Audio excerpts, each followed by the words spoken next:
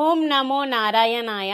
శ్రావణ శుక్రవారం రోజు మా ఇంట్లో విశిష్టంగా బ్రహ్మకమలం విరబూసింది. చాలా ఆనందంగా ఉంది. ఈ బ్రహ్మకమలం బద్రీనాథుడికి ఎంతో ప్రీతిపాత్రమైన పువ్వు అన్నమాట. హిమాలయాలలో ఉంటుంది. మనం కూడా పెంచుకునేలాగా చేసి మన నర్సరీస్ లో తీసుకొచ్చారు. బ్రహ్మకమలం ని మేము తీసుకొని వచ్చి 8 years అయిపోతుంది. ఈ ఇయర్ చాలా టెన్షన్ పడినాం, అవుతాయా కావా, కానీ ఆ జగన్నాథుడి నాటకమే నాటకం. చూసినారా, శ్రావణ శుక్రవారం రోజు పూసేది ఉంది కాబట్టి మార్నింగే తెలిసిపోతుంది ఈ రోజు ఇప్పుతుంది అని చెప్పి. ఫ్లవర్ ఇలా ఉంటుంది, లైట్ గా చాలా స్లోగా విచ్చుకుంటాయి. ఈ లోపు మేము పూజ చేసేస్తాము. పూజ చేయడం చాలా మంచిది. పూజ అయిపోయిన తర్వాత మళ్ళా 11 ఆ టైం వరకు మళ్ళా ఇలాగా ముడుచుకుంటాయి అన్నమాట.